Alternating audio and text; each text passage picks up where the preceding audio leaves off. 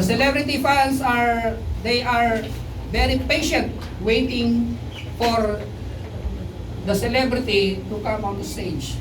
So sometimes waiting on a long queue under the heat of the sun just to see their most admired celebrity.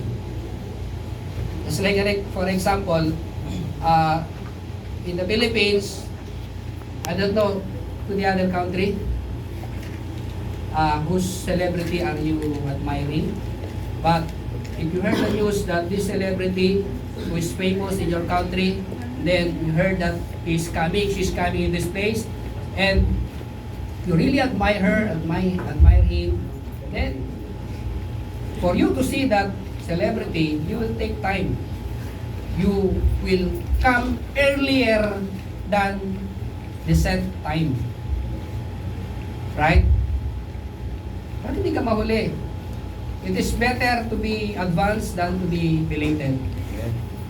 Minsan sinasabi nila, late better than yet, better than Never. ah, Better too late than never. better late than never. Yeah, thank you. Better late than never. Yung kasabihan, it is best. If late is better than never, but it is best to be advanced than on time. That's drink. Thank you. Thank you sa nagbigay po ng tubig. God bless you. Alright, let's move on. Sometimes they are subjected to the inconvenience of being pushed around or even suffer stampede. You know, in the Philippines, there are some incidents that many stampede happens, many died because of this kind of idolatry, something like that. An idolatry like this. No, they waited for a long time. Then when Michael Jackson appeared on stage, they are screaming, they're crying, they are almost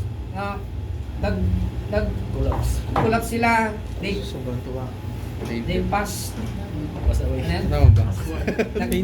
Nagpapas. Pass out. So they are subjected to inconvenience, being pushed. Wow, dalawa. I expect for water like this, but there's a bonus. Mas maganda yung bonus. Yeah. Yes. So when you wait patiently, there comes the prize. Okay? So as long as they see their idol, as long as they see their yung kanilang iniidolo, okay lang magkabukol-bukol. No, it's okay to be hurt sometimes, or to be stepped, to be kicked, to be punched, to be something like suffering physically. It's okay for them, for as long as they will see their admired celebrity.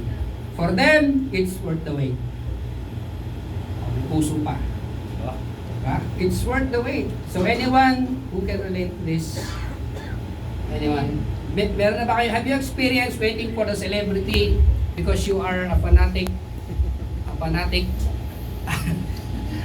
person of some celebrity, and then you wait for this celebrity to appear on stage, and then this happens, you waited too long, but when that celebrity appears on stage, it's worth the wait! Tapos pa, selfie, no, di pa usong selfie. Before, selfie camera is not used, we're not used to it, but nowadays, Selfie. while walking on the street and you saw the celebrity, can we take picture? It's very instant. That's why Instagram came from instant telegram. Instagram. So instantly you can make a telegram via social media. Amen. So let's move on. In 3, 2, 1. Okay. What if you have been engaged to be married to someone, but you have to wait a longer time period until your wedding day? Who are the married pa rin? Amen. Pakyat lang. Amen. Married. Yeah. Meron pero hindi siya. For the marriage to happen, there's what we call, in the Philippines, it is stage by stage. Number one, you need to know her name, his name, meeting, knowing each other. And then, here comes the courtesy. This is what we call courting. Naliligaw. And then, after the courting, karoon na ng engagement. After the engagement, you will wait for the wedding day. Right? Also in your country, brother Rahim, you're in your country, same? Oh, same? Yes. Mata ko. Also in Malaysia? From Indonesia. Same? After the engagement, you wait for the wedding day. Just like that.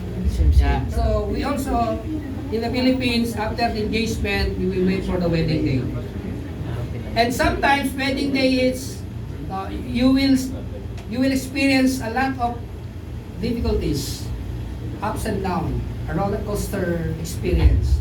Sometimes it's good, sometimes bad timing, sometimes not easy, sometimes it's easy, sometimes smooth, sometimes not so smooth. But all we need to do is to wait for that day. That is the wedding day. So, and along the way, some turn of event happened. But in the end, the wedding still happened, right? And all you can say is, it's worth the wait. It's worth the wait. Amen. Or, maybe we can make an example. Next one. And this one, the glory to be revealed. So we have to pass all tests of life, and in the end of this age, we can confidently conclude everything is worth the wait. Especially the glory that we are expecting, the glory to come, the future glory of God that will be shared to us. We are waiting for that. When that happens, we will only say, we will all say it's worth the wait. So if ever there is someone and something that's worth all the wait, it would be the glory that would be revealed in the coming days. So there's a verse on there, for I consider that the sufferings of this present world to be compared with the glory which shall be revealed in us. Romans 8 verse 18. Amen. So nobody among us has an idea what that means or what that looks like. Have you imagined what is glory? Have you asked yourself, what is glory? What is the meaning of glory? Glory is something that is out of this world. It is incomparable with any beautiful resort or place created by man. It's not like, you cannot compare neon with Venus. You can never compare the most beautiful places in this world in the glory that is to come. It's out of this world. But have you watched yung channel na nagpapakita ng mga under the sea? Nat Geo. Ah? Discovery Channel. Discovery Channel. Have you watched this Discovery Channel before? May mga There are ibon. sometimes out of this world seeing like outer space, galaxies, stars, other planets, and then under the sea, those are Nemo, Nemo. goldfish na under the sea Clown that you fish. cannot see anywhere else in this world. But now you can see it in the book. Internet, right? YouTube. But the glory, it will only be revealed in the coming future. Amen. It's not in the book. You cannot see that anywhere in the book, in the social media. That is why you need to wait patiently. Because when you see that glory, all you can say is worth the wait. Amen. It's not just a place or an event that is going to take place. It would be the beauty of God's holiness and beyond. Worship the Lord in the beauty of His holiness. That is glory. It would be a place without any trace of sin or corruption. It would be a place of indescribable lights and colors. Amen. Glory means perfection. Glory means perfection. Glory means perfection. Amen. While waiting for the Lord patiently, we are changing from glory to glory. We are being made perfect from day to day. We need to undergo to that process. We need to trust that process. And that process is what we call sanctification. Amen. God is making us holy every day. He's making us perfect. We can never be perfect in this world. But the process of God, He's changing us. He's preparing us for the coming future. And that future will end in what we call eternal life. Amen. It would be a landscape. It would be a landscape of living flowers and heavenly vegetation and perhaps animals too. We are short of words to describe God's glory, much more than it is still going to be revealed.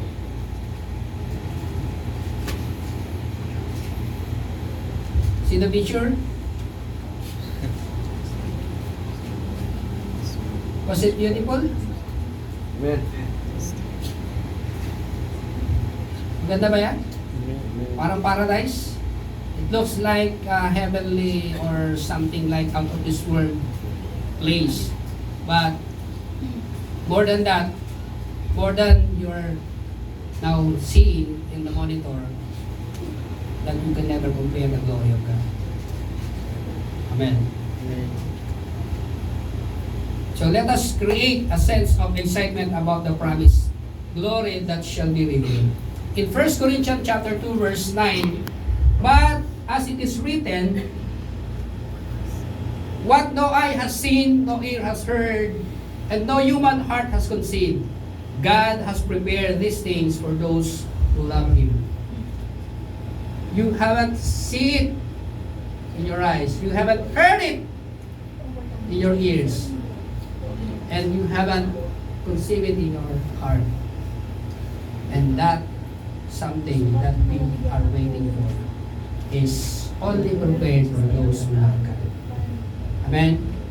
Only to those who love God will witness that glory that we are waiting. That glory that is being promised by God. So, the unsurpassed glory that shall be revealed. Number 1, I am a child of God. Can you say it? I am a child of God. May conviction ba? May affirmation ba? May confirmation ba? When you say, I am a child of God, it should be the Spirit of God within you confirms that you are a child of God. It's different in confessing with your mouth that you are a child of God from the confession of your heart that you are a child of God. It's easy to say, I am a child of God, but it is not easy to confirm by the Spirit of God that you are a child of God. Why? Because the Spirit of God is the seal. The Spirit of God, the Holy Spirit is the seal of us being the child of God. So becoming a child of God is glorious. Romans 8:16, the Spirit Himself bears witness with our spirit that we are children of God. See? The Bible says the Spirit Himself, the Spirit of God, the third person of the Godhead, bears witness. He is the witness.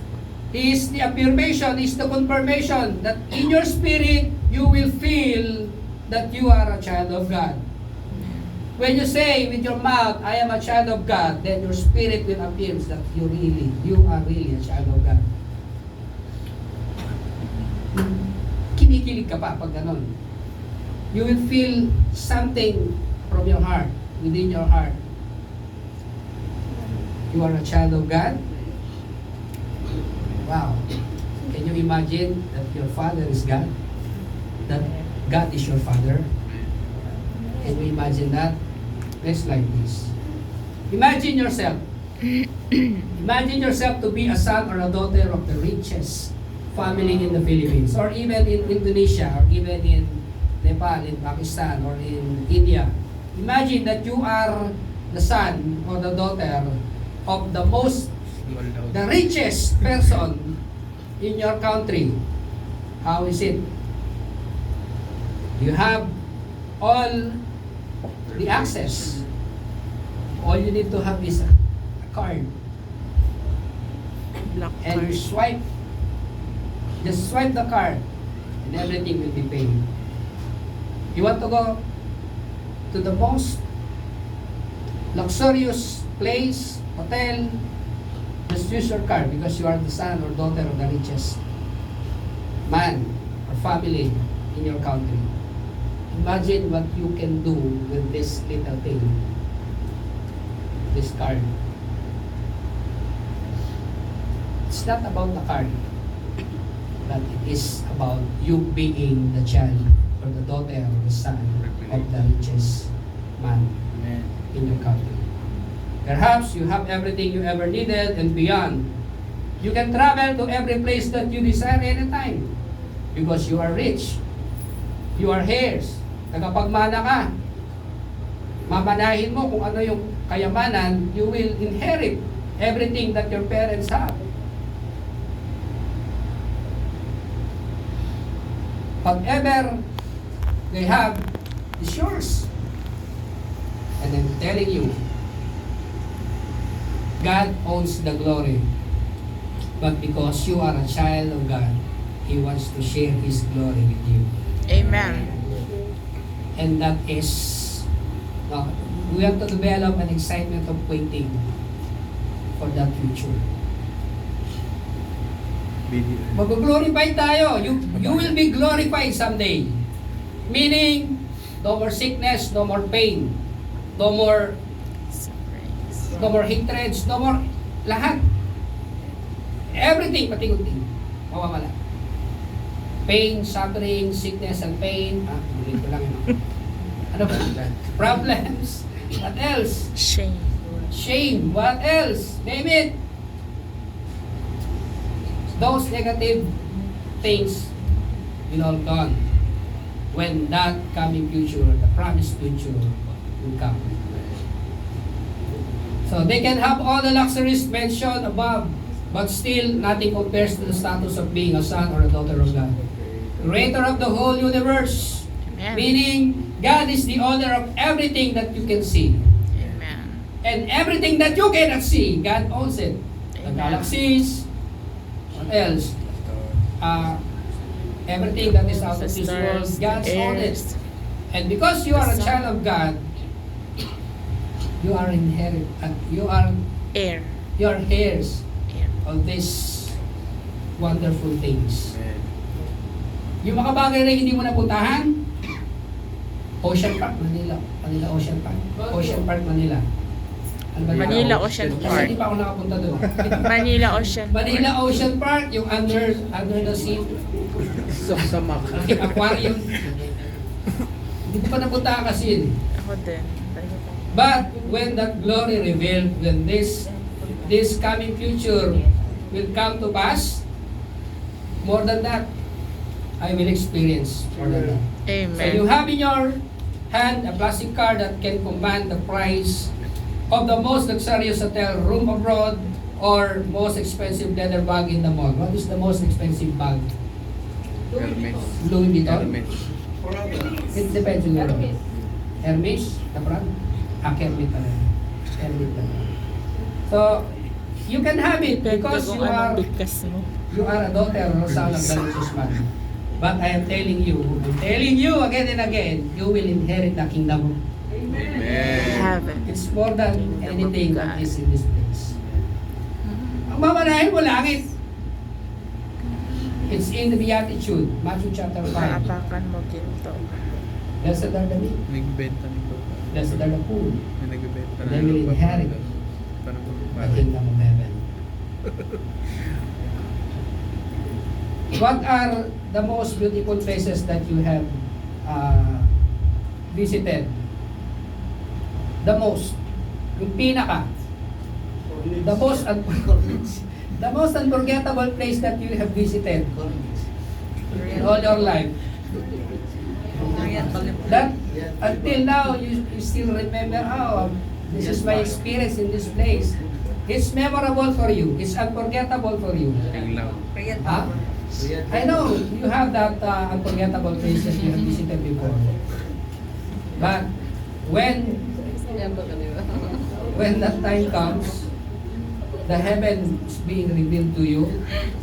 You are being caught by the Lord and He brought you now into heaven.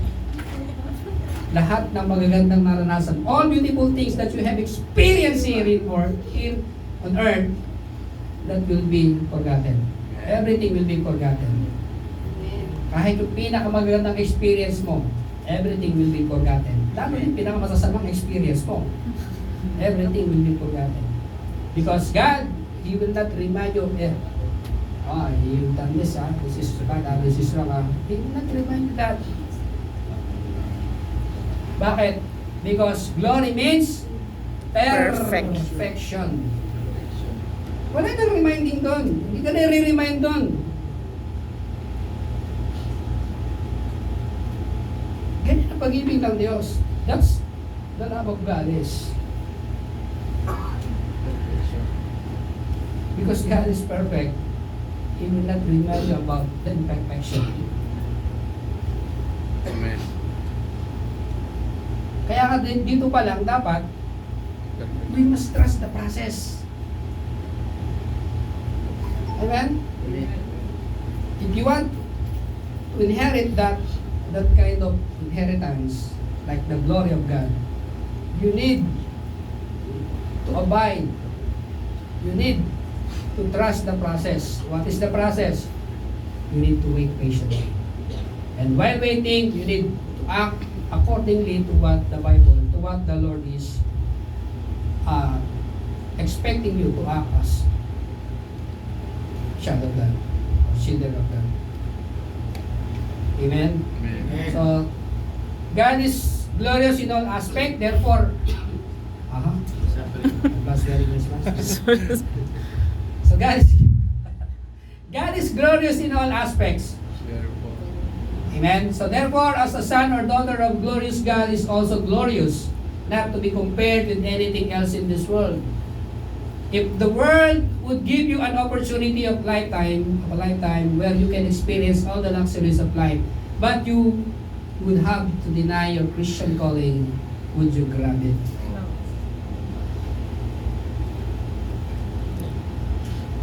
Sabi ng Panginoon, sabi ng experience isang oras. itong phrase na to, kung bibigyan ka ng mundo ng isang pagkakataon, maranasan mo ang lahat ng magaganda, pinakamamahalin, bonggang experience na mararanasan mo sa mundo nito. Pero, you need to deny your Christian calling. You need to deny your Christianity, your faith in God, your faith in Christ. Would you grab that opportunity? If this world is offering you something that is deceiving, something that is expensive, but you need to deny your Christianity, would you grab it or over? In an hour. Would you grab it or over? Experience daw isang oras. Diba? Ang hirap po nun. Nasa kama ka na, pinili mo pa yung balik.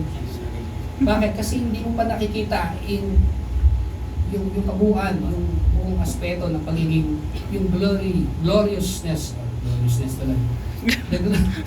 Anong term na? The glory of God, dahil hindi mo pa napipicture out the glory of God, there is something beautiful that this world is offering you, you can be the same. That is why it is very important to know by the Word of God what is the promise of God Amen. in the coming future. Not in this temporary world, but for eternity. Amen. So, number 2, sharing the suffering of Christ. Suffering for Christ is the access to glory.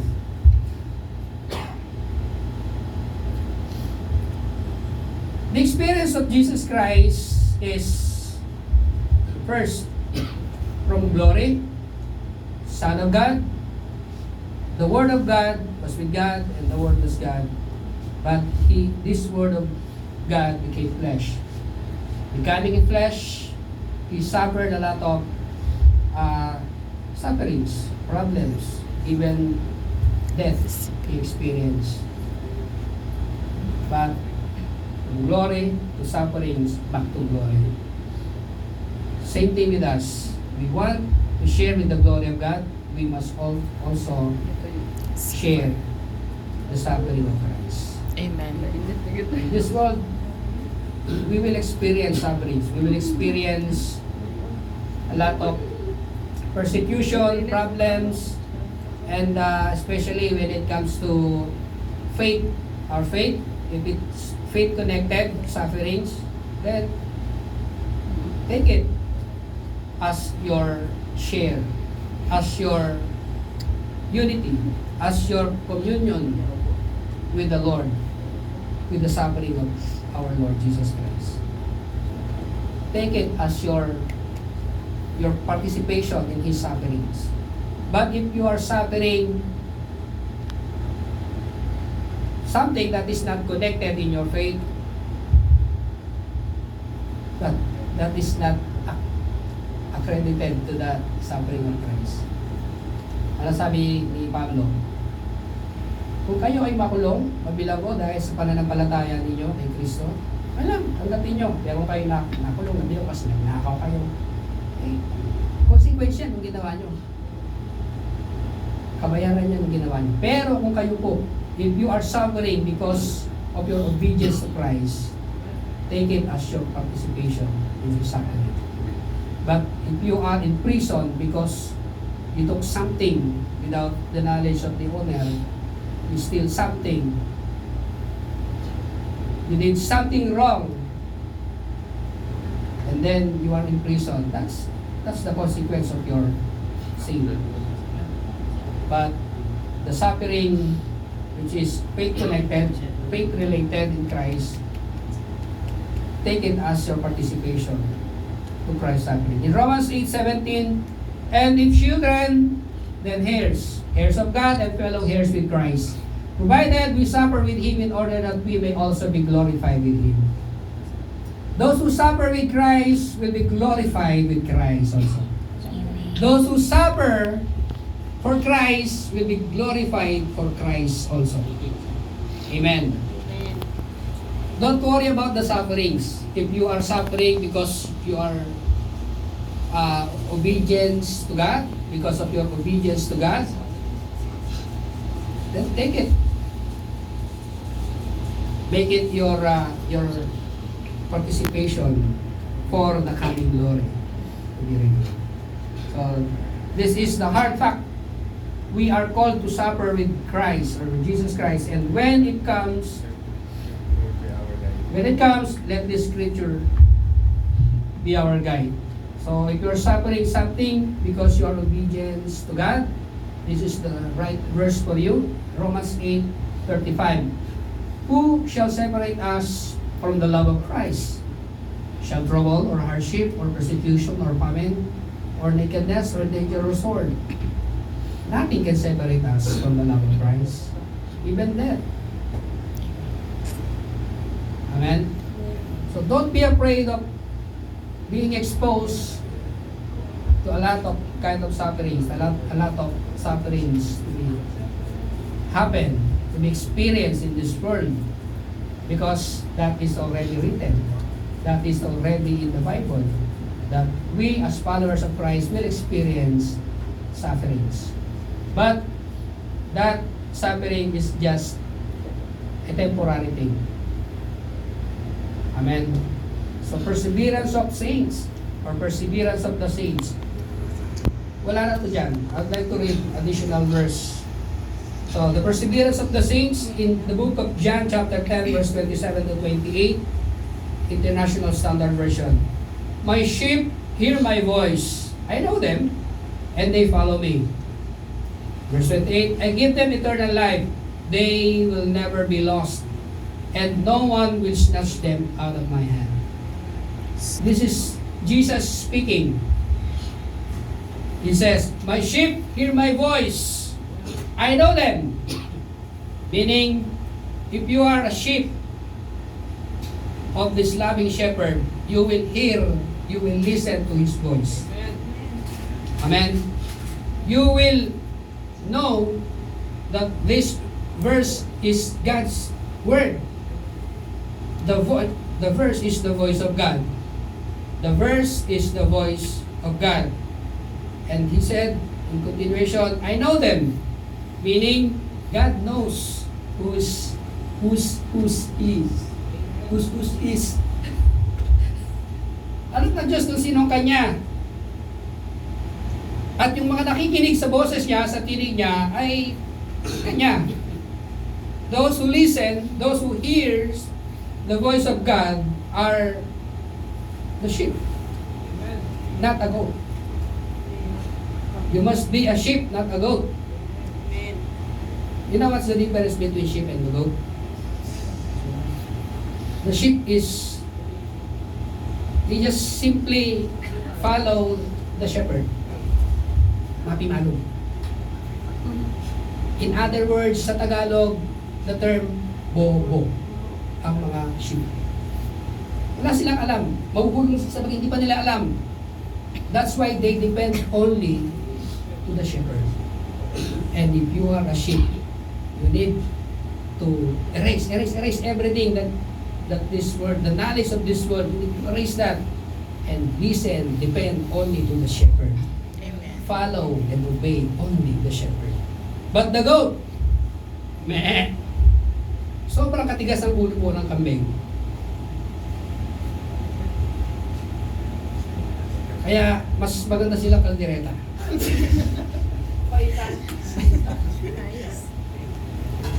Opo, matitigas ang ulo ng kambing.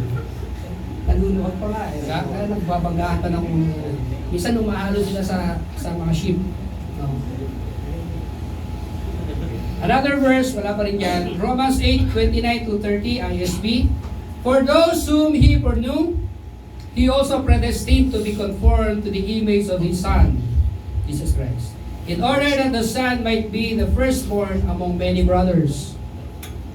Verse 30, and those whom He predestined, He also called. And those whom He called, He also justified. And those whom He justified, He also glorified. This is the step by step. Ayan, meron pala dyan. Ayan. Yan ba yun? Hindi po yan. It's a prank. Hindi po yan. 8:29. 29 to 30. This is the series. This is the step by step of salvation. Wala po dyan, Kuya Noel. Ito na lang po. First, God foreknew whom He will predestine. Alam na ng Diyos kung sino ang Kanya. Alam na ng Diyos kung sino-sino kayo na ililigtas niya. Amen. At ang lahat ng alam niya, kilala niya na ililigtas niya, ay tinawag niya. No, they're being elect. Tawag doon, election. And then, after ng election, they're being called. How God calls? Through the preaching of the word. Romans 8. Anong version, Kuya Jong? Romans chapter 8, chapter 10. And faith comes by hearing, and hearing the word of God. You cannot have faith when you didn't hear the word or the message of God yet. Why? Because sa kalagayan po natin, we are spiritually dead. A dead person cannot react, cannot feel something. He cannot do something to revive himself. So there must be someone to revive that spirit, and that is the Spirit of God. That is why Ephesians chapter 2 verse 89, for we are saved by grace through faith alone in Christ Jesus. Amen? Ito sa biyaya kasi patay ka. We are dead to sin. That's why you can do nothing to revive yourself. All you need to do is have faith, and even faith is the gift of God. Doon sa Ephesians chapter 2 verse 8. Amen? So in Romans 8:37, yung kanina, no, in all these things we are more than conquerors through Him who loved us. If you are a child of God, we are children of God, then we are conquerors. We will conquer even the most hard sufferings, the hardest thing that we can experience in this world. Because we are children of God, we will conquer it. Because we are more than conquerors. So, in Romans 8:38-39, for I am convinced that neither death nor life, neither angels nor demons, neither the present nor the future, nor powers, neither height nor depth, nor anything else in all creation will be able to separate us from the love of God that is in Christ Jesus our Lord. So nothing can separate us from the love of God. Anyone who is in the hand of God, no one can snatch. Ganon ang security natin. That's how secured our salvation in the Lord. It is not the opposite. Kuya Marvin, can you please? A simple illustration is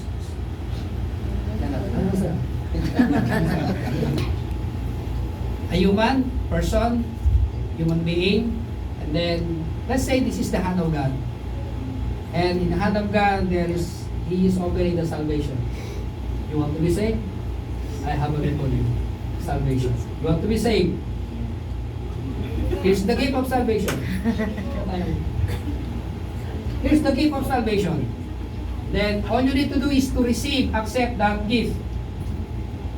Then you already have the salvation, the gift. But if you alone is just taking care of that salvation, there will be some time you will lose that. Yes. Kasi napagod ka, sufferings, problems, a lot of hardship in life, then you're being tired of taking care of your salvation. Nabitawan mo ngayon. It's true. Hindi mo mababasa. Nabitawan yun. Safe pa ba siya? Kasi nawala na yung salvation niya. Nabitawan na niya. But the eternal security on how God save us, I have a gift of salvation. You want it? This is how Christ secure our salvation. He is securing that salvation in His hand, in our hands, in our hands. Give a clap of hands to the Lord. Kasi hindi mawawala ang kaligtasan mo. That is why that verse, let the love of Christ be our guiding light in every dark hour that may come our way. Kahit gaano ka pa nahihirapan, nag-shake-shake ang problema, lindol, everything, sufferings, pain, problems, and everything, still, your salvation is secured. Because it is the hand of God that is securing your salvation. Not your hands alone. That is why it is very important to put our trust in the Lord. Thank you, Lord. Take out mo yun. Okay, so bilisan na po natin ito. Nawagin na tayo. Number 3. Our earthly suffering are not worth comparing with the glory. Yes, that's true. Earthly sufferings are temporary, but the glory of God is eternal. In Romans chapter 8, verse 18, for I consider that the sufferings of this present time are not worth comparing with the glory that is to be revealed to us. No matter how severe the earthly sufferings might be, those are not worth comparing with the glory that is to be revealed to us. So, Paul says, he writes this verse I consider that our present sufferings are not